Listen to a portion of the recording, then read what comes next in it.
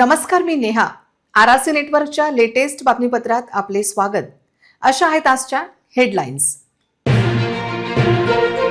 Headlines प्रस्तुत करता Marcus the readymade multibrand showroom. सर्वोत्तम quality, fresh stock, latest designs, reasonable rate. LRT college road, Raghuvanshi Mangal कार्यालय के बाजू में, अकोला. डॉक्टर पंजाबराव देशमुख स्मृती पुरस्कार मुख्यमंत्री देवेंद्र फडणवीस यांना जाहीर. शिवाजी शिक्षण संस्थेचे अध्यक्ष हर्षवर्धन देशमुख यांची घोषणा.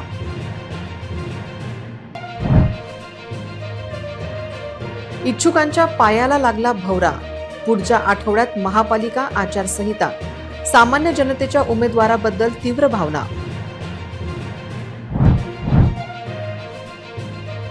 आरआरसी नेटवर्कच्या सर्वेत हजारो लोकांनी क्लिक केले मतदान. तुम्ही केले की नाही योग्य उमेदवाराला मतदान? प्रभाग 9 आणि 10चा ग्राउंड रिपोर्ट आणि सहभागी व्हा आरआरसीच्या सर्व्हेमध्ये. अकोला शहराचा प्रत्येक भागाचा ग्राउंड रिपोर्ट केवळ आणि केवळ आरआरसीवर. त्या लाडक्या बहिणींना करावे लागणार KYC. 31 पर्यंत जमा करावे लागणार डॉक्युमेंट.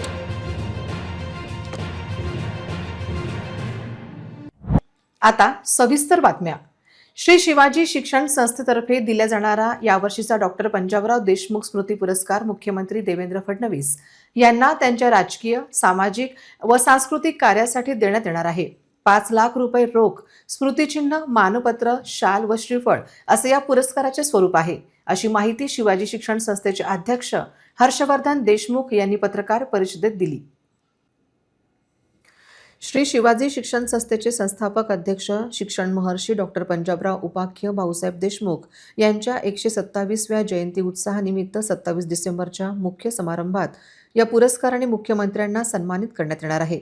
त्यांनी समारंभाला उपस्थित राहून पुरस्कार स्वीकारण्याचे मान्य केले आहे, अशी माहितीही हर्षवर्धन देशमुख यांनी दिली. श्री शिवाजी शारीरिक शिक्षण महाविद्यालयाच्या भव्य प्रांगणात जयंती उत्सवाचा मुख्य समारंभ होणार आहे. महाराष्ट्राचे महसूल मंत्री तथा अमरावती जिल्ह्याचे पालकमंत्री चंद्रशेखर बावनकुळे, शालेय शिक्षण राज्यमंत्री पंकज भोयर, खासदार डॉक्टर अनिल बोंडे, खासदार बळवंत वानखडे, आमदार सुलभाताई खोडके, आमदार संजय खोडके, आमदार प्रताप अडसड, आमदार रणधीरभाऊ सावरकर या सोहळ्याला प्रामुख्याने उपस्थित राहतील, असेही त्यांनी सांगितले. डॉक्टर बाबासाहेब पंजाबराव देशमुख यांची जयंती आपण साजरी करणार आहोत आणि आम्हाला निश्चितच आनंद होतोय की या कार्यक्रमाला प्रमुख पाहुणे म्हणून महाराष्ट्र राज्याचे मुख्यमंत्री माननीय नामदार देवेंद्र फडणवीस साहेब उपस्थित राहणार आहेत. पुरुष यांना हा पुरस्कार आम्ही करणार आहोत. जयपूर फूडच्या संदर्भातलं जी कार्यशाळा आहे, कार्यशाळा त्यामध्ये जे काही गरजू पेशंट्स आहेत, जे काही ज्यांना त्याची गरज आहे, हा कार्यक्रमसुद्धा आम्ही 18 तारखेपासून 25 तारखेपर्यंत 28पर्यंत हे कार्यक्रम सुरू होतो आहे. हा मुद्दाहून तुम्हाला त्याचा उल्लेख यासाठी आपल्या समोर करू इच्छितो की आपल्याला कोणी इफेक्टेड पेशंट जर कोणी माहीत असतील तर ते त्यांनी या कार्यकाळामध्ये EGMCमध्ये पंजाबराव देशमुख मेडिकल कॉलेजमध्ये जरूर पाठवावे. त्यांना त्याचा लाभ मिळू द्यावा अशी प्रकारची विनंती आपल्यामार्फत मी या प्रसंगी करू इच्छितो. त्याचबरोबर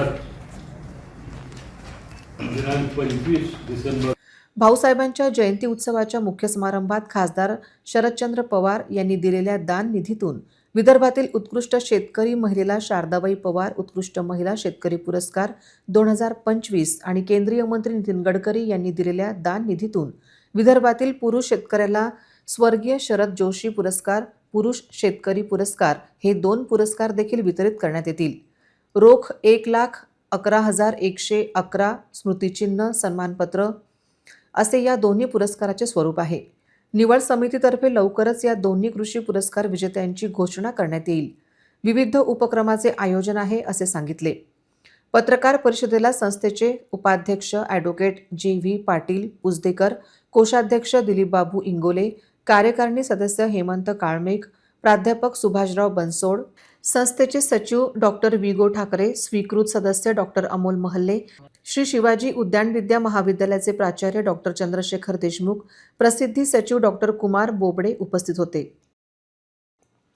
अकोला महानगरपालिका निवडणुकीसाठी पुढील आठवड्याच्या सुरुवातीलाच आदर्श आचारसंहिता लागू होण्याची शक्यता निर्माण झाली आहे. अशा परिस्थितीत ज्यांच्या भेटीसाठी लोकांना फेऱ्या माराव्या लागत होत्या, तेच इच्छुक उमेदवार आता दररोज वार्डमध्ये फिरताना दिसत आहेत. महापालिका निवडणुकीची धामधूम वाढताच नगरसेवक बनण्यास इच्छुक असलेले उमेदवार सक्रिय झाले आहेत. पूर्वी ज्या माजी नगरसेवकांना भेटणे कठीण होते, आता तेच माजी नगरसेवक आगामी निवडणुकीत नगरसेवक पदाचे उमेदवार आहेत. ज्यांना भेटणे दूरची गोष्ट, त्यांचे दर्शनही दुर्लभ झाले होते, तेच इच्छुक उमेदवार आता आपापल्या जुन्या प्रभागांमध्ये फिरून जनतेच्या समस्यांचा आढावा घेण्याचे काम करत आहेत. कदाचित आता त्यांना आठवण झाली असावी की जनता देखील काहीतरी असते. लवकरच महापालिका निवडणुकीची आचारसंहिता लागू होणे निश्चित मानले जात आहे. याच पार्श्वभूमीवर नगरसेवक पदाचे इच्छुक उमेदवार आपापल्या प्रभागांमध्ये फिरताना दिसत आहेत. आता त्यांना खुर्चीच्या चिंतेमुळे जनतेच्या समस्यांची आठवण येत आहे. अकोला शहरातील सर्व नागरिकांची अशी मागणी आहे की आपल्या प्रभागांचे नेतृत्व अशा योग्य उमेदवाराच्या हाती द्यावे, जो स्वच्छ, पारदर्शक आणि जबाबदार असेल. शहरातील वाढती घाण, रस्त्यांची दुरावस्था, जलनिसारण, पथदिवे, पाणी टंचाईच्या समस्यांसारखे मुद्दे दरवेळेप्रमाणे या निवडणुकीच्या प्रचारातही केंद्रस्थानी राहतील. परंतु जनता दरवेळी एकाच गोष्टीची मागणी करून थकून गेली आहे. त्यांना आता केवळ आश्वासने न देता त्यांची पूर्ती करणारा योग्य नगरसेवक हवा आहे. जनता आता असे नेतृत्व इच्छित आहे, जो योजनांना केवळ कागदावर नाही तर जमिनीवर उतरवेल. अशी प्रतिक्रिया RRC न्यूज सोबत शहरातील काही सुज्ञ नागरिकांनी व्यक्त केली आहे. आपल्या प्रभागातला नगरसेवक हा चोट्टा नसावा, तो प्रामाणिक असावा, पण चोट्टा नसावा. जे एवढ्या दिवस आपण पाहून राहिलो, तर मला तर नाही वाटत की बा कुठले प्रकारचे चांगले कामं झाले. फक्त नावापुरतं झालं स्वच्छ अकोला. अकोला एकदम भंगार झालेला आहे सध्या. या राजकारण लोकांनीच भंगार केला सध्या. राजकारण पूरं भंगारच केला आपला अकोला. यहाँ पर जो भी है, कोई भी काम यहाँ कुछ होता नहीं, व्यवस्थित नहीं है. अमरावती का बीच में प्रतिभादाई पाटिल थी, उन्होंने अमरावती को बहुत आगे लेकर के, और यहाँ पर जो भी है हमारा बीजेपी की सरकार है 30 सालों से, और बीजेपी की गोवर्धन शर्मा जी है, जब से हमारा काम यहाँ पर काम होता नहीं है कोई भी. कारण नगरसेवकांकडून जो विकासाचं कार्य व्हायला पाहिजे ते तेवढ्या प्रमाणात होत नाही, आणि वरपर्यंतही जे विकासासाठी पाठपुरावा पाहिजे तो सुद्धा कमी होत आहे. आज रोजी इथं आमदार आणि खासदार यांनी जे कामं केले ते एकदम ढसाळ केलेले आहेत. स्वतःचे फोटो भरले ना, तर तुमची टॅली करा, त्यांचे बँक अकाउंट स्टेटमेंट चेक करा, आणि तुम्हाला अर्थातच समजून येईल किती पर्सेंटेज त्यांनी खाल्लेला आहे. असा नगरसेवक हा नगरसेवकासारखा असावा. त्यांनी आमदारासारखं, खासदारासारखं न वागता सर्वसामान्य जनतेच्या ज्या सर्वसामान्य समस्या असतात त्याच्याचकडे फक्त लक्ष द्या. ते साफसफाईच म्हणत आहे ना मी. Clean and neat city, Akola city. पुढे सांगायला चांगलं नाही वाटत की अकोला कसं घाण शहर आहे. ते स्वच्छ करावं आधी.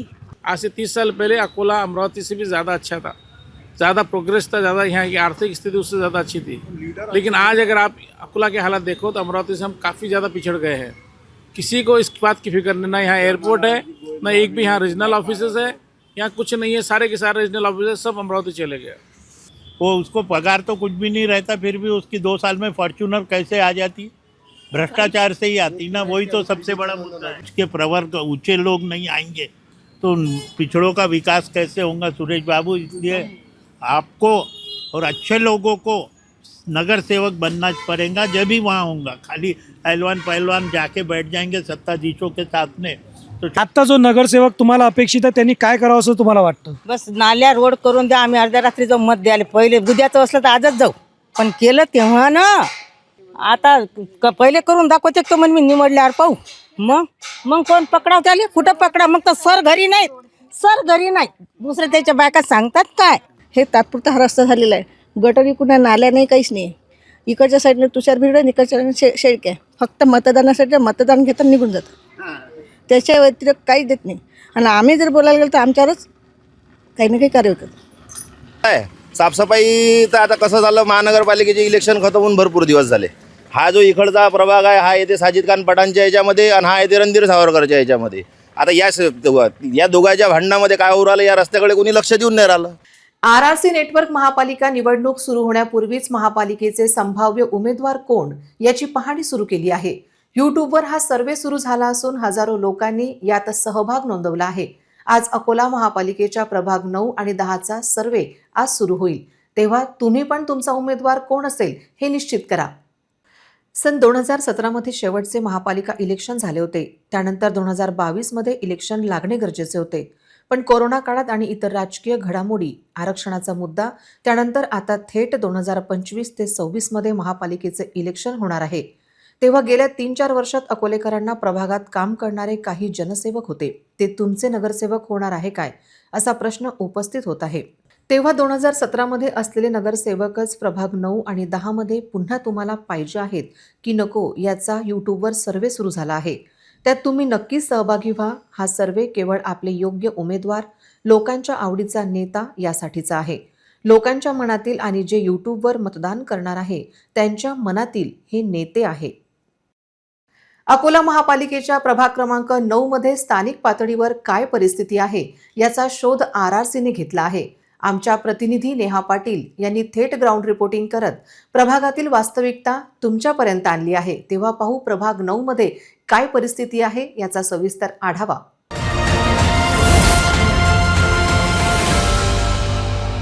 प्रभाग क्रमांक 9 अर्थात भीमनगर या प्रभागात अ भागातून शीतल रामटेके यांनी राष्ट्रवादीचा झेंडा रोवला. शीतल रामटेके यांनी सुषमा नामकीकर यांचा पराभव 2017 मध्ये झालेल्या इलेक्शनमध्ये केला होता. तर शिवसेनेचे शशिकांत चोपडे हे भीमनगरच्या ब भागातून विजयी झाले. त्यांनी मोहम्मद इलियास यांचा पराभव केला. तर प्रभाग 9च्या क भागातून राष्ट्रवादी काँग्रेसच्या शीतल मनोज गायकवाड यांचा विजय झाला. त्यांनी खान शमी परदीन यांचा पराभव केला होता. हिंदू व मुस्लिम बहुल हा मतदारसंघ आहे. या प्रभागाच्या ड भागातून मोहम्मद मुस्तफा MIMचे उमेदवार विजयी झाले. त्यांनी वसंता मानकर यांचा पराभव केला. हिंदू व मुस्लिम बहुल हा मतदारसंघ आहे, त्यामुळे या प्रभागात 9 वर सर्वच अकोलेकरांचं लक्ष राहते. भीमनगर या प्रभागाचा एरिया महत्वाचा आहे. या भागात नेमक्या कुठल्या समस्या आहेत आणि या भागात नेमकी कोणती विकास कामे झाली, कोणती विकास कामे नागरिकांसाठी गरजेची आहेत याचा आढावा आरआरसी न्यूजने घेतलेला आहे. भीमनगर अर्थात 2017च्या प्रभागात 9 मध्ये गुलजारपुरा, अगरवेस, भीमनगर, शांतीनगर, ताजनगर, ज्ञानेश्वर नगर, वानखडे नगर, जोगडेकर प्लॉट, साईनगर, शबनम नगर, शरीफ नगर, खैर मोहम्मद प्लॉट, सैलानी नगर, गुरुदेव नगर यांचा समावेश होतो. जवळपास 30,000 लोकवस्तीचा हा भीमनगर प्रभाग क्रमांक 9 आहे. आरआरसी न्यूजने या प्रभागाच्या विकासाचा भकास भागाचा घेतलेला हा विशेष आढावा. प्रभाग क्रमांक 9 हा भीमनगर नावाने ओळखला जातो. हिंदू मुस्लिम बहुल मतदारसंघ असलेल्या या प्रभागाच्या निवडणुकीकडे सगळ्यांचेच लक्ष राहते. 30,000हून अधिक लोकसंख्या असलेल्या या प्रभागात नेहमीच जातीय मतदान पाहावयास मिळते. 2017ला या प्रभागात पहिल्यांदाच MIMने खाते उघडून आपल्या पक्षाचा विस्तार करण्यास सुरुवात केली आहे. MIMचा उदय झाल्याने या प्रभागात काँग्रेसची पिछेहाट झाली. तर दुसरीकडे राष्ट्रवादी काँग्रेस अजितदादा गटाने मात्र या प्रभागात आपले चांगलेच बस्तान बसविले आहे. त्या मानाने मात्र भाजपा सध्या या प्रभागात पिछाडीवर असल्याचे दिसून येत आहे. 2017ला झालेल्या महापालिकेच्या निवडणुकीत या प्रभागातून राष्ट्रवादीचे 2, शिवसेना उद्धव ठाकरे गटाचा 1 आणि MIMचा एका उमेदवाराने विजय प्राप्त केला होता. त्यामध्ये राष्ट्रवादीच्या शीतल अजय रामटेके तसेच शीतल मनोज गायकवाड या दोघी महिला उमेदवार, तर शिवसेना उद्धव ठाकरे गटाचे शशिकांत चोपडे व MIMचे मोहम्मद मुस्तफा यांनी विजय संपादन केला होता. यंदा भीमनगर खैर मोहम्मद प्लॉट स्थित प्रभाग 9 मध्ये अ भागात अनुसूचित जातीसाठी जागा आरक्षित करण्यात आल्या आहे. तर ब भाग OBC महिला अर्थात नागरिकांचा मागास प्रवर्ग महिलेसाठी राखीव आहे. तर क भाग हा सर्वसाधारण महिलेसाठी अर्थात खुल्या प्रवर्गातील महिलेसाठी राखीव आहे. तर ड भाग हा सर्वसाधारण अर्थात खुला असून या ठिकाणी कोणीही उभे राहू शकते. 2017च्या निवडणुकीनंतर पुलाखालून बरेच पाणी वाहून गेल्याने या प्रभागाची स्थिती मात्र बदलत चालली आहे. या प्रभागात मागील 2 निवडणुकांमध्ये पतीनंतर पत्नी यांना मतदारांनी नगरसेवक पदाची संधी दिली. तर शिवसेनातर्फे शशिकांत चोपडे या नव्या चेहऱ्याचा उदय झाला. तर MIM तर्फे मोहम्मद मुस्तफा यांनी मतदारसंघात चांगलीच बांधणी केली आहे. चारही नगरसेवकांची 4 दिशेला तोंडे असल्याने या प्रभागाचा विकास मात्र खुंटल्याचे दिसून येत आहे. या प्रभागात भीमनगर, शांतीनगर, वानखडे नगर, जोगळेकर प्लॉट, गुरुदेव नगर, गुलजारपुरा, ज्ञानेश्वर नगर, साईनाथ नगर, खैर मोहम्मद प्लॉट, सैलानी नगर, ताजनगर, शबनम नगर आदी परिसर येतो. भारतीय जनता पार्टीने सुद्धा या प्रभागात जोर लावण्याचा प्रयत्न केला, परंतु 2017ला त्यांच्या 4ही उमेदवारांना पराभवाचा सामना करावा लागला. परंतु यंदा भाजपाने सुद्धा या प्रभागात चांगलीच तयारी केली आहे. त्याचबरोबर वंचित बहुजन महासंघाने सुद्धा या प्रभागात विजय संपादन करण्यासाठी कंबर कसली आहे. या प्रभागात सर्वात जास्त अतिक्रमण भीमनगर चौक ते गडंकीकडे जाणाऱ्या रस्त्यावर पाहावयास मिळते. या रस्त्यावर हिंदू स्मशानभूमी असल्याने अंत्ययात्रेला जाणाऱ्या नागरिकांना अतिक्रमणाचा त्रास सहन करावा लागत आहे. त्याचबरोबर येथील बालकांच्या हिंदू स्मशानभूमीची दुरावस्था झाली आहे. अर्ध्याहून अधिक जागा अतिक्रमणधारकांनी गिळंकृत केल्या आहेत. या स्मशानभूमीबाबत राजकीय पक्षांनी वारंवार आंदोलने सुद्धा केली आहेत, परंतु या हिंदू स्मशानभूमीच्या अतिक्रमण काढणे मुश्किल झाले आहे. भीमनगर चौक ते लोखंडी पुलाकडे जाणारा रस्ता सुद्धा चांगलाच उखडला आहे. या रस्त्यावर चिकन, मटण व मासळी विक्रेत्यांनी अनेक दुकाने थाटून ठेवल्याने रस्त्याने ये जा करणाऱ्या लोकांना नाकावर हात ठेवूनच पुढे जाणे भाग पडत आहे. या परिसरातील अगरवेस्टची सुद्धा दुरावस्था झाली आहे. नदी किनाऱ्यावर राहणाऱ्या गुलजारपुरा परिसरातील नागरिकांना घाणीचा तसेच मच्छरांचा सामना करावा लागत आहे. प्रभाग क्रमांक 9 मध्ये आपण इथे आहोत. भीमनगर या चौकात आपण सध्या ग्राउंड रिपोर्ट घेतो आहे आणि गुलजारपुरा या भागात आपण इथे आहोत. माझ्या पाठीमागे माझं कॅमेरा पर्सन तुम्हाला रोडची व्यवस्था दाखवत आहेत की हा रोड अजूनही बनलेला नाहीये. गेले कित्येक वर्ष झाले नगरसेवक आलेत आणि नगरसेवक गेलेत तरीसुद्धा अकोला आणि अकोल्याचा काही भाग चांगला तर अकोल्याचा काही भाग हा भकास आहे. तुम्ही बघताय माझं कॅमेरा पर्सन तुम्हाला टोटली ग्राउंड रिपोर्ट दाखवत आहे तिथला की गुलजारपुरा या चौकात गुलजारपुरा हा रोड कसा आहे आणि इथली अवस्था कशी आहे. आपण आहोत आता जोगळेकर प्लॉट या ठिकाणी. माझ्या आजूबाजूला आमचं कॅमेरा पर्सन तुम्हाला दाखवत आहे इथली सर्व्हिस गल्लीची काय अवस्था आहे. रात्रीला इथे स्ट्रीट लाईट सुरू नसतात आणि सर्व्हिस गल्ली आणि इथे घंटागाडी वारंवार येत नाही. हा सुद्धा एक खूप मोठा इश्यू आहे. माझ्या राईट साईड, माझ्या लेफ्ट साईड तुम्ही बघू शकता घाणीचं किती साम्राज्य इथे आहे आणि आजूबाजूला वस्तीसुद्धा आहे. अगरबेस ते कालीघाट पर्यंत जाणारा मुख्य रस्ता सिमेंट कॉन्क्रीटचा बनला आहे. या रस्त्यावर अनेक मूर्तिकारांचे कारखाने आहेत. या परिसरातील सर्व्हिस गल्ल्यांची अतिशय दुरावस्था दिसून येत आहे. सफाईचा अभाव असल्याने नागरिकांचे आरोग्य धोक्यात आले आहे. अनेक ठिकाणी पथदीप बंद पडले आहेत. या परिसरातील पाण्याच्या टाकीजवळ नागरिक कचरा आणून टाकतात. त्यामुळे टाकी परिसराला कचरा कुंडीचे स्वरूप प्राप्त झाले आहे. अर्ध्या परिसराचा विकास तर अर्धा परिसर संपूर्णपणे भकास दिसून येत आहे. त्यामुळे 2025च्या निवडणुकीत मतदार परत त्याच चेहऱ्यांना रिपीट करतात की नवीन सळसळत्या युवा कार्यकर्त्यांना संधी देतात हे पाहणे योग्य ठरणार आहे.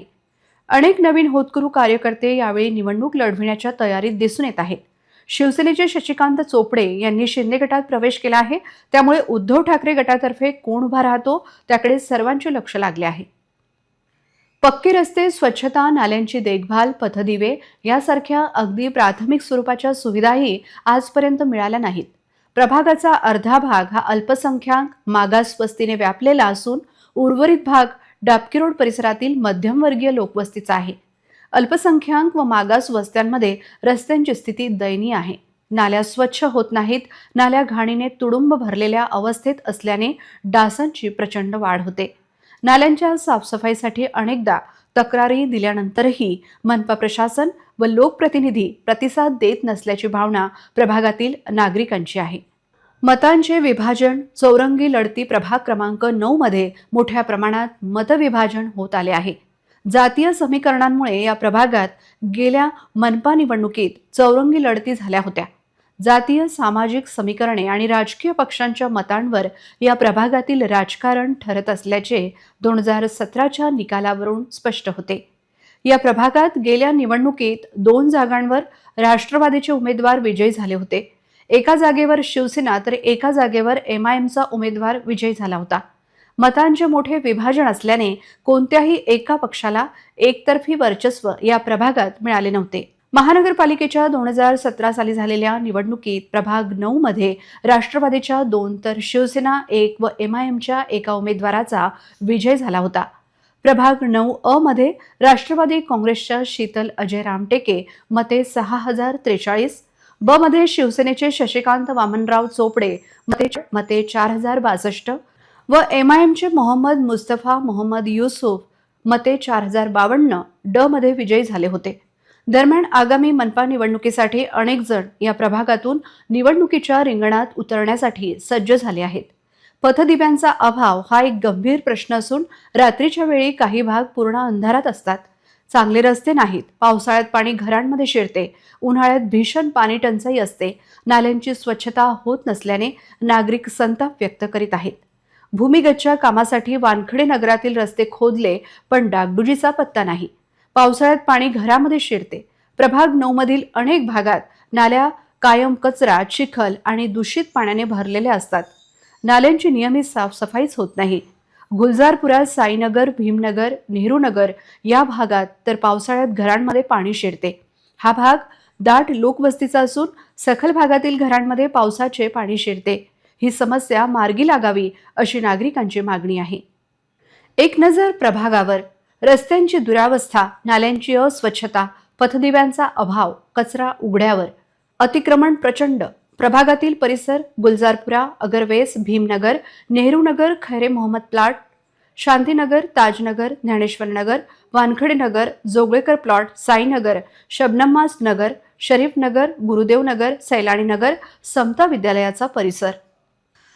प्रभागात ही कामे व्हावीत. सर्व रस्त्यांची दुरुस्ती व पुनर्बांधणी, नाल्यांची मोठ्या प्रमाणात स्वच्छता, नियमित कचरा उचलणे, अतिक्रमण विरोधी मोहीम, रस्त्यांवर पथदिवे बसवणे, रस्त्यांची दुरावस्था, नाल्यांची स्वच्छता नाही, कचऱ्याचे ढीग, अतिक्रमणाचा विळखा, पथदिव्यांचा अभाव, भूमिगत गटारची अवस्था बिकट असल्याचे चित्र आहे. कायम आरोग्य धोक्यात. सैलानीनगर, शांतीनगर, साईनगर, भीमनगर परिसरात कचऱ्याचे ढीग, पाण्याचे मीटर बंद, बिले आवाजवी. महानगरपालिकेच्या पाणीपुरवठा तीव्र नाराजी व्यक्त. नळांच्या मीटरची योग्य तपासणी न करता सरसकट हजारो रुपयांची पाणी बिले. ज्ञानेश्वरनगर, फडकेनगर, वानखडेनगर, जोगळेकर प्लॉटमधील नागरिकांना हजारोंची बिले. सार्वजनिक शौचालय, रस्त्यांची दुरुस्ती, नाल्यांचे बांधकाम तसेच शाळा दुरुस्ती कागदावरच. माझ्या पूर्ण दर्शकांना मला सांगावं असं वाटतं, प्रत्येक प्रभाग क्रमांकामध्ये गेल्यावरती एक मोठी छवी इथे निर्माण झालेली आहे की जे मोठे मोठे बंगले आहेत, जिथे ज्यांचं वर्चस्व आहे, तो प्रभाग क्रमांक अगदी स्वच्छ आहे. आणि जिथे आता आपण ग्राउंड रिपोर्ट घेऊन डीपमध्ये म्हणजे आतमध्ये जेव्हा जातो तिथे सुद्धा तीच जनता राहते, तिथे तेच लोक राहतात, छोटे छोटे लहान मुलं राहतात. आणि तिथली जी एकंदरीत व्यवस्था तुम्ही बघाल तर पूर्ण घाणीचं साम्राज्य आहे. कुठे रोड बनलेला नाही आहे, स्ट्रीट लाईट नाही आहे, नळसुद्धा तिथे रेग्युलर सेवा त्याची उपलब्ध नाही आहे, नळसुद्धा रेग्युलर येत नाही. 5-5 ते 6-7 दिवसांनी तिथे रोड येतात.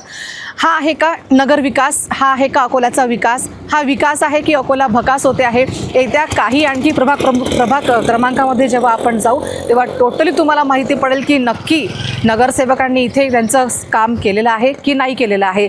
मी नेहा पाटील, कॅमेरा पर्सन राम तिवारी सोबत, RRC न्यूज, अकोला. महापालिकेच्या प्रभागांची स्थिती जैसे थे आहे. प्रभाग 17 मध्ये जसा प्रभाग होता तसाच तो कायम आहे. पण स्थानिक पातळीवर समस्या देखील काय आहेत, काय तर याचा आढावा घेतला आहे आमच्या प्रतिनिधी नेहा पाटील. तेव्हा पाहूया प्रभाग 10 ची काय परिस्थिती आहे.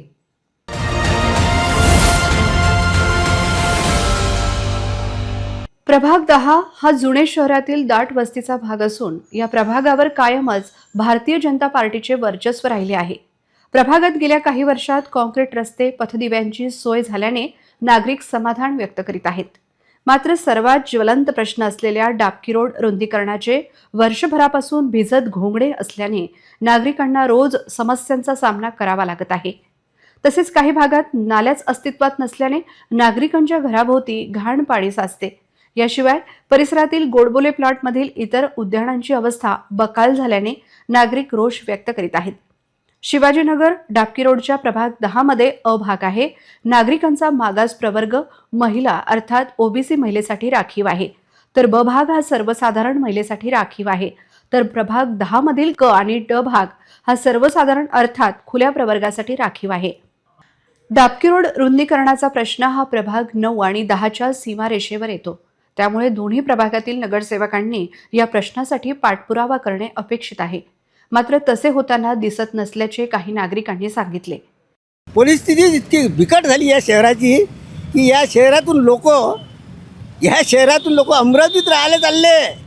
यार मुली नाही देऊन राहिले या शहरात. मुली खाऊन की या शहरात धुळला माती दररोज ॲक्सिडेंट होते इथं दररोज. असा दिवसच नाही झाला. हे आता तोडताड केलं ह्यानं. किती दिवसाचं तोडताड केलं. लोकांचे धंदे खतम झालेले आहेत. खतम झाले म्हणजे जडमूळ सहित खतम झाले. पहिलेच तर भोजनाची सोय नाही. दारिद्र्याच्या धंदे आहेत यायचे. की थोडंसं काही 5 मिनटं 10 मिनटाची अगर बरसात झाली तर इथे टोंगळे पाणी साचते आणि आम्ही त्या गोष्टीपासून कमीत कमी 10 ते 15 वर्षापासून परेशान आहे. बरसात में इतना पानी टोंगले तक घुटने तक कमरी तक पानी साचता. जिधर से नाल्यानी पानी जाने को रास्ता नहीं. ये पूरा रास्ता चॉकअप हो जाता. आता कोणतरी काल भरती टाकली नाही तर आतापर्यंत एवढे लोक पडलेले आहे की विचार रोडाचं खोदकाम करून ठेवलेलं आहे आणि काम कंप्लीट झालेलं नाही कोणतं.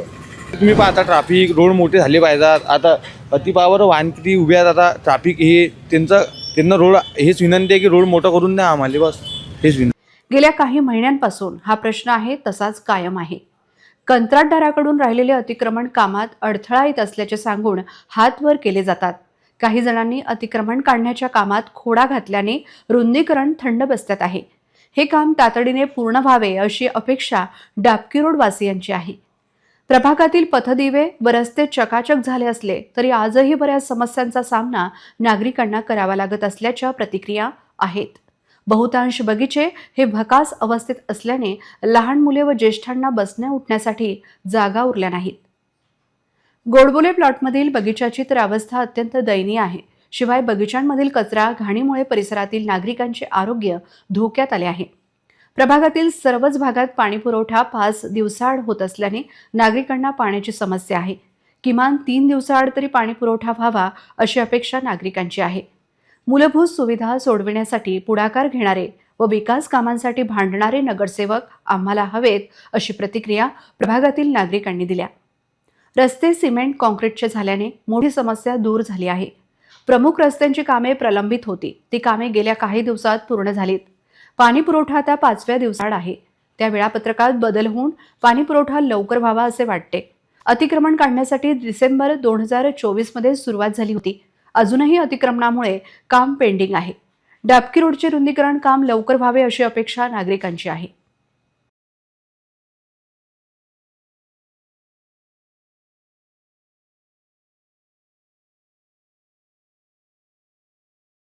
दोन 2017च्या महानगरपालिका निवडणुकीत प्रभाग क्रमांक 10 मध्ये भारतीय जनता पार्टीने मोठी ताकद दाखवत 4 पैकी 3 उमेदवार निवडून आले होते, तर एका जागेवर शिवसेनेचा उमेदवार विजयी झाला होता. प्रभाग 10 मध्ये भारतीय जनता पार्टीचे अनिल देविदास गरड मते 5427, ब मध्ये शिवसेनेच्या मंजुषा संजय शेळके मते 8077, क मध्ये भारतीय जनता पार्टीच्या वैशाली विलास शेळके मते 6522 व ड मध्ये भाजपचे सतीश गणेशराव ढगे मते 5375 विजयी झाले होते. दुरंगी व तिरंगी लढतीची शक्यता प्रमुख पक्षांमध्ये झालेले मतविभाजन हे भाजपच्या पथ्यावर पडल्याचे चित्र 2017च्या निवडणुकीत पाहायला मिळाले होते. आगामी निवडणुकीतही हीच परिस्थिती कायम राहणार असल्याचे अनेकांचे मत आहे. उमेदवारीसाठी आतापासून प्रमुख पक्षांमध्ये सुरू असलेली चढाओढ पाहता दुरंगी व तिरंगी लढती या प्रभागातून होतील अशी शक्यता आहे. इच्छुक लागले कामाला. आगामी निवडणुकीसाठी अनेक जण या प्रभागातून नशीब आजमावण्यासाठी निवडणुकीच्या रिंगणात उतरणार आहेत. काही जणांनी बॅनरबाजी व सोशल मीडियाच्या माध्यमातून प्रचारही सुरू केला आहे. भाजपसह दोन्ही शिवसेना, राष्ट्रवादी काँग्रेस व काँग्रेसचे तिकीट मिळवण्यासाठी अनेकांची धडपड वाढली आहे. मात्र विद्यमानांपैकी काही नगरसेवकांनी चांगली विकास कामे करून मतदारांवरील आपली छाप कायम ठेवली आहे. त्यामुळे बाहेरील उमेदवार मतदारांना कितपत आपल्या बाजूने करतील हेही पाहणे तितकेच महत्त्वाचे ठरणार आहे. पावसाळ्यात पाणी घरामध्ये शिरते. प्रभाग 10 मधील काही भागात नाल्या कायम कचरा, चिखल आणि दूषित पाण्याने भरलेल्या असतात. नाल्यांची नियमित साफसफाईच होत नसल्याने पावसाचे पाणी घरामध्ये शिरत असल्याचे नागरिक सांगतात. जयहिंद चौक, शिवाजीनगर, शिवचरण पेठ हा भाग सखल असल्याने पावसाचे पाणी घरामध्ये शिरते. पावसाच्या पाण्याचा निचरा होण्यासाठी योग्य त्या उपाययोजना राबवाव्यात अशी अपेक्षा नागरिकांची आहे. प्रभाग 10चा परिसर काळा मारुती मंदिर परिसर, जयहिंद चौक, गणपती गल्ली, मुंगसाजी महाराज मंदिर परिसर, शिवाजीनगर, शिवचरणपेठ, भारती प्लॉट, चिंतामणी नगर, रेणुकानगर, रमेशनगर, गणेशनगर, गोडबोले प्लॉट 10 वाल्मिकी चौक शिवाजीनगर या भागात आपण आहोत. इथे शिवचरण पेठ आलेला आहे, परत नवाब नगर सुद्धा आलेला इथे. आणि इथली मोठी समस्या आहे की आमच्या कॅमेरा पर्सनने तर दाखवलं आहे की दिवसा पण स्ट्रीट लाईट सुरू असतात आणि मोठा प्रॉब्लेम इथे आहे. आमच्या कॅमेरा पर्सनने आताच तुम्हाला रोडची दशा दाखवलेली आहे की तिथे खूप मोठं अतिक्रमण झालेलं आहे. तिकडनं दुसरे वाहन येऊ शकत नाही तर जाऊ शकत नाही. रोडचं रुंदीकरण आहे अगदी छोटं झालेलं आहे. आणि घंटागाड्यांचा प्रॉब्लेम इथे सुद्धा तोच आहे. जेमतेम आपण अकोल्यातून कालपासनं जो आपला एक प्रभाग क्रमांकाचा प्रत्येक टप्पा आपण बघतो आहोत, सगळ्यात मोठा अकोल्यात जर मुद्दा येत असेल तो म्हणजे कचऱ्याचा. महानगरपालिकेची घंटागाडी प्रत्येक एरियापर्यंत पोहोचू शकत नाही. जाते तर ती 5-5 दिवसाच्या नंतर जाते. नळाचा सुद्धा तोच प्रॉब्लेम आहे. आणि रोडचा सगळ्यात मोठा प्रॉब्लेम आहे की रोड रुंदीकरण नाही आहे आणि अतिक्रमण खूप जास्ती प्रमाणात आहे. मी नेहा पाटील, कॅमेरा पर्सन राम तिवारीसोबत, RRC न्यूज, अकोला. अकोल्याच्या Ugwa Phata, Agar road, Dabki road, railway gate, Amanatpura मार्ग तसेच चिंचखेडा नाला व मळखंड पुलाच्या कामांना मंजुरी मिळून 8 महिने उलटले तरी काम सुरू न झाल्याने ग्रामस्थांमध्ये तीव्र नाराजी आहे. खराब रस्त्यांमुळे अपघात वाढले, विद्यार्थ्यांचे शैक्षणिक नुकसान होत आहे. दर 10 ते 15 गावांची वाहतूक विस्कळीत झाली आहे.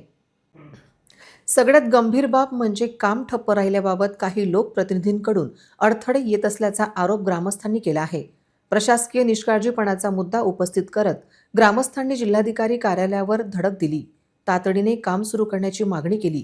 त्यावर सार्वजनिक बांधकाम विभागाकडून सोमवारी वर्क ऑर्डर काढण्याचे आश्वासन दिले. अन्यथा सोमवारपासून रास्ता रोको आंदोलनाचा इशारा देण्यात आला आहे. अकोल्याच्या Ugwa Phata, Agar road, Dabki road, railway gate, अमानतपूर मार्ग तसेच चिचखेडा नाला व मळखंड पुलाच्या कामांना मंजुरी मिळून 8 महिने उलटले तरी काम सुरू न झाल्याने ग्रामस्थांमध्ये तीव्र नाराजी आहे. खराब रस्त्यामुळे अपघात वाढले, विद्यार्थ्यांचे शैक्षणिक नुकसान होत आहे. 10 ते 15 गावांची वाहतूक विस्कळीत झाली आहे. मोकाट कुत्र्यांकडून मुले आणि नागरिकांवर होणारे हल्ले आणि त्यांची संख्या नियंत्रित करण्यासाठी सरकारने कठोर पावले उचलली आहेत. यापुढे उघड्यावर मोकाट कुत्र्यांना खाद्य भरवल्यास दंडात्मक कारवाई केली जाईल. तसेच 15 दिवसानंतर मोकाट कुत्र्यांना खाद्य भरवण्याच्या जागा निश्चित प्रक्रियेनुसार अंतिम केल्या जातील. शहरात अनेक प्राणीप्रेमी नागरिक आहेत जे परिसरातील मोकाट कुत्र्यांना रोज बिस्किटे आणि पाव खाऊ घालतात. बिस्किटे आणि पाव खाल्ल्याने मोकाट कुत्र्यांचे आरोग्य बिघडते. अशा प्राणीप्रेमी नागरिकांवर नियंत्रण ठेवण्याचे आदेश सर्वोच्च न्यायालयाने सर्व महानगरपालिकांना दिले आहेत. यामुळे पुढील 15 दिवसात अकोला महापालिका अंतर्गत मोकाट कुत्र्यांना खाद्य भरवण्याच्या जागा निश्चित प्रक्रियेनुसार अंतिम केल्या जातील. शहरातील मोकाट कुत्र्यांना खाद्य भरवणाऱ्या नागरिक, प्राणीप्रेमी संस्था, व्यक्ती आणि संघटनांना निर्धारित नमुन्यात अर्ज जमा करावा लागेल. या अर्जात कुत्र्यांना खाद्य भरवण्याची जागा, खाद्य भरवण्याची वेळ आणि खाद्य भरवण्याच्या व्यक्तीचा संपूर्ण पत्ता मोबाईल नंबरसह देणे अनिवार्य आहे. या सर्व संघटना आणि प्राणीप्रेमींनी निर्धारित नमुन्यातील अर्ज 15 दिवसांच्या आत महापालिकेच्या कोंडवाडा विभागात जमा करणे आवश्यक आहे. त्याचप्रमाणे आता मोकाट कुत्र्यांची नसबंदी आणि लसीकरण अनिवार्य करण्यात आले आहे. यामुळे शहरात आजपासून मोकाट कुत्र्यांच्या नसबंदीची प्रक्रियाही सुरू झाली आहे. सर्वोच्च न्यायालयाच्या निर्देशाने पालन न झाल्यास महापालिकेच्या संबंधित अधिकाऱ्यांवर कारवाई केली जाईल. त्यामुळे अकोला महापालिकेचा कोंडवाडा विभाग शहरातील मोकाट कुत्र्यांना खाद्य भरवणाऱ्या प्राणीप्रेमींवर किती प्रमाणात नियंत्रण ठेवतो हे आता पाहणे महत्त्वाचे ठरणार आहे. राज्याच्या विविध भागातील लाखो कर्मचाऱ्यांनी 12 डिसेंबर रोजी नागपूर विधान भवनवर जनक्रांती महामोर्चाचे आयोजन केले होते. हिवाळी अधिवेशन दरम्यान मोर्चासाठी राज्यभरातून कर्मचारी संघटनांचा उत्स्फूर्त प्रतिसाद मिळाला. लाखो कर्मचारी मोर्चांमध्ये सहभागी होते. मोर्चात सामील झालेल्यांनी ऐक्याचे दर्शन घडवले.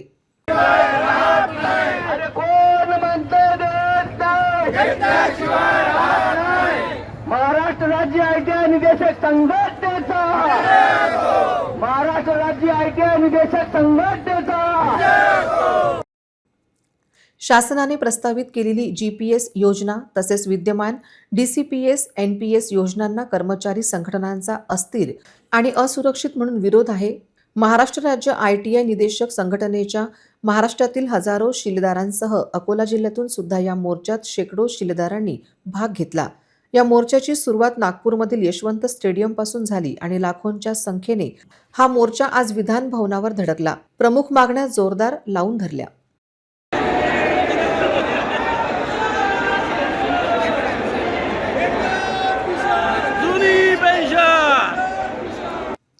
अमरावती शहर गुन्हे शाखेचे अवैधरित्या मॅफेथॉन अंमली पदार्थांची विक्री करणाऱ्या इस्मांना ताब्यात घेतले. आरोपींच्या ताब्यातून 3,90,000 रुपयांचा मुद्देमाल जप्त करण्यात आला. सततच्या कारवायांमुळे गुन्हेगारांमध्ये भीतीचे वातावरण आहे. पोलीस आयुक्तांनी अमरावती शहरातील अवैध अंमली पदार्थ विक्री करणाऱ्या इस्मांवर प्रभावी कार्यवाही करण्याबाबत आदेश दिले आहेत. त्यानुसार गुन्हे शाखेचे पोलीस निरीक्षक संदीप चव्हाण यांच्या नेतृत्वाखाली पथकाने 11 डिसेंबर रोजी कारवाई केली. अन्सार नगरातील सय्यद सोहेल यांच्यासोबत 2 इसम अवैधरित्या MD नावाचा अंमली पदार्थ घेऊन गॅलेक्सी हॉटेलकडून कांतानगरकडे जाणाऱ्या रोडवर येणार अशी माहिती मिळाली. पथकाने सापळा रचून तिन्ही इस्मांना ताब्यात घेतले. त्यांच्या ताब्यातून 26 ग्रॅम MD अंमली पदार्थ व इतर साहित्य असा 3,90,300 रुपयांचा मुद्देमाल जप्त केला. आरोपीची विचारपूस केली असता त्यांनी अंमली पदार्थ सय्यद अल्तमश सय्यद गफार राहणार अन्सार नगर अमरावती, शेख नईम शेख रहीम राहणार गवडीपुरा, शेख सोनू शेख रहीम राहणार गवडीपुरा अमरावती यांच्या मालकीचा असल्याचे सांगितले आहे. आरोपींविरुद्ध पोलीस स्टेशन गाडगेनगर येथे NDPS ऍक्ट प्रमाणे गुन्हा दाखल करण्यात आला आहे.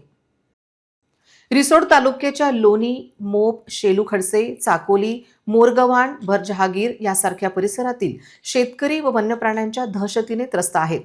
पिके वाचवण्यासाठी रात्रंदिवस संघर्ष करूनही वन्य प्राणी उभी पिके नष्ट करत आहेत. या वन्य प्राण्यांकडे वन विभागाचे दुर्लक्ष होत आहे. डोळ्यांसमोर पिकांचा विनाश पाहून शेतकऱ्यांच्या डोळ्यात अश्रू येत आहेत. परिणामी वन विभागाने वन्य प्राण्यांविरुद्ध तात्काळ कारवाई करावी आणि नुकसान भरपाई द्यावी अशी मागणी केली जात आहे.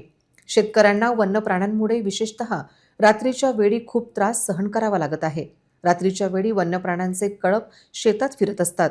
या पिकांच्या संरक्षणासाठी शेतकऱ्याला कडाक्याच्या थंडीत रात्री शेतात तळ ठोकून राहावे लागत आहे. शेतकऱ्यांचे म्हणणे आहे, या वन्य प्राण्यांचा उपद्रव मध्यरात्री ते पहाटे 4 वाजेदरम्यान सर्वाधिक वाढतो. कडाक्याची थंडी आणि वन्य प्राण्यांच्या भीतीमुळे शेतकऱ्यांची परिस्थिती आणखी बिकट झाली आहे. काही ठिकाणी तर दररोज नवीन नुकसान पाहायला मिळत आहे. या परिस्थितीमुळे शेतकरी त्रस्त झाले असून प्रशासन व वन विभागाने तात्काळ पावले उचलावीत अशी मागणी शेतकरी करत आहेत. वन्य प्राण्यांच्या कळपाने केवळ हरभराच नव्हे तर इतर रब्बी हंगामातही पिकांचेही मोठे नुकसान झाले आहे. यावर्षी झालेल्या अतिवृष्टीने आधीच शेतकऱ्यांचे नुकसान केले आहे. निसर्ग पाठीवर वार करतो तर सरकार पोटात लाथ मारते. हेच शेतकऱ्यांचे नशीब आहे. आपल्या कृषी मालाला बाजारभाव न मिळाल्याच्या द्विधा मनस्थितीत असलेले शेतकरी वन्यप्राण्यांच्या दहशतीने हैराण झाले आहे. हे पाहता वन विभागाने तात्काळ वन्य प्राण्यांवर नियंत्रण मिळवावे आणि नुकसान भरपाई द्यावी अशी मागणी रिसोड परिसरातील शेतकरी करत आहेत. हे पहा रोयान धिंगाणा केलेला पूर्ण एकाने इथं पूर्ण तुडवा केला. आम्ही सकाळी 5 वाजता घरी गेलो आणि घरून म्हणलं आता ताबडतोब टप्पा बदलण्यासाठी वावरात यायचं, तर तितक्या टायमात आज सकाळी धिंगाणा केला. कारण कसं आहे, आमच्या इथून जवळपास बंदी आहे, मौजाबंदी, आणि तिथं प्राण्याला नाही तारकून पण नाही काही. त्यामुळे काय व्हायला, ते प्राणी पूर्ण आमच्या इकडे येतात आणि हा धिंगाणा करून जातात. आणि यंदाचंच नाही, हे दरवर्षीचे आमची सोयाबीन असू द्या, तूर असू द्या, हरभरा असू द्या, चिया असू द्या, कोणतेही पीक असू द्या, प्रत्येक वेळेस आमचं 30 ते 40% नुकसान होते. आमची अशी एक विनंती आहे शासनाला, वन विभागाला, की त्यांनी तात्काळ आम्हाला एक तर मदत करावी किंवा त्या प्राण्याचा बंदोबस्त करावा. कारण कसं आहे माहिती आहे का, हे नुकसान आहे आणि नुकसान हे डबं एकदा गेलेलं परत येत नाही. याची दक्षता घ्यावी. मुख्यमंत्री लाडकी बहीण योजनेच्या ज्या पात्र लाभार्थ्यांचे वडील किंवा पती हयात नाहीत किंवा ज्यांचा घटस्फोट झाला आहे अशा सर्व लाभार्थी महिलांना स्वतः ऑनलाईन eKYC करणे आवश्यक आहे. त्यानंतर त्यांनी त्यांच्या वडील किंवा पतीचे अधिकृत मृत्यू प्रमाणपत्र किंवा घटस्फोट प्रमाणपत्र किंवा न्यायालयाच्या आदेशाची प्रत संबंधित अंगणवाडी सेविकेकडे 31 डिसेंबरपर्यंत जमा करावी लागेल. राज्याच्या महिला व बालविकास विभागाने परिपत्रक जारी केले आहे. दरम्यान शासनाने पात्र लाभार्थ्यांच्या योजनेच्या पोर्टलवर 31 डिसेंबर 2025 पर्यंत eKYC प्रक्रिया ऑनलाईन पद्धतीने पूर्ण करण्यास सांगितले आहे.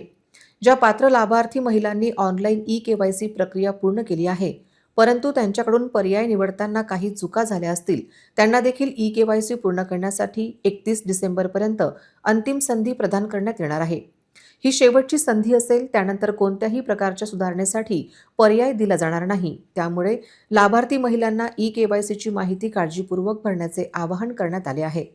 मुख्यमंत्री लाडकी बहीण योजनेच्या ज्या पात्र लाभार्थ्यांचे वडील किंवा पती हयात नाहीत किंवा ज्यांचा घटस्फोट झाला आहे अशा सर्व लाभार्थी महिलांना स्वतः ऑनलाईन eKYC करणे आवश्यक आहे. त्यानंतर त्यांनी त्यांच्या वडील किंवा पतीचे अधिकृत मृत्यू प्रमाणपत्र किंवा घटस्फोट प्रमाणपत्र किंवा न्यायालयाच्या आदेशाची प्रत संबंधित अंगणवाडी सेविकेकडे 31 डिसेंबरपर्यंत जमा करावी लागेल. पुन्हा एक नजर टाकूया आजच्या प्रमुख घडामोडींवर. हेडलाइन्स प्रस्तुत करता Marcus the readymade multibrand showroom. सर्वोत्तम quality, fresh stock, latest designs, reasonable rate. LRT college road, Raghuvanshi Mangal कार्यालय के बाजू में, अकोला. डॉक्टर पंजाबराव देशमुख स्मृती पुरस्कार मुख्यमंत्री देवेंद्र फडणवीस यांना जाहीर. शिवाजी शिक्षण संस्थेचे अध्यक्ष हर्षवर्धन देशमुख यांची घोषणा.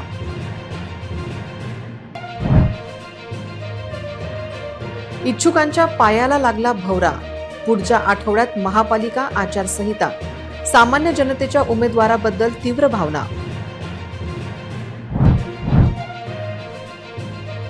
RRC नेटवर्कच्या सर्वेत हजारो लोकांनी क्लिक केले मतदान. तुम्ही केले की नाही योग्य उमेदवाराला मतदान? प्रभाग 9 आणि 10चा ग्राउंड रिपोर्ट आणि सहभागी व्हा RRCच्या सर्वेमध्ये. अकोला शहराचा प्रत्येक भागाचा ग्राउंड रिपोर्ट केवळ आणि केवळ RRCवर.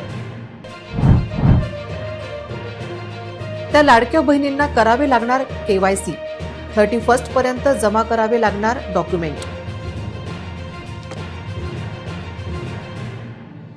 बातम्यांसाठी तुम्ही पाहत रहा RRC news. 2,41,000 दर्शकांनी RRC digital Akola हे यूट्यूब चॅनल सबस्क्राईब केले आहे. तेव्हा तुम्ही कसली वाट पाहत आहात? तुम्ही पण सबस्क्राईब करा आणि बेल आयकॉन क्लिक करत RRCच्या बातम्या निरंतर पहा. तुमच्या मोबाईलवर नोटिफिकेशन मिळवण्यासाठी सबस्क्राईब करा RRCचे हे यूट्यूब चॅनल. लाईक आणि फॉरवर्ड करा RRC डिजिटल अकोलाचे हे न्यूज बुलेटिन. पुन्हा भेटूया लेटेस्ट बातम्यांसह नवीन बातमीपत्रात. तोवर नमस्कार.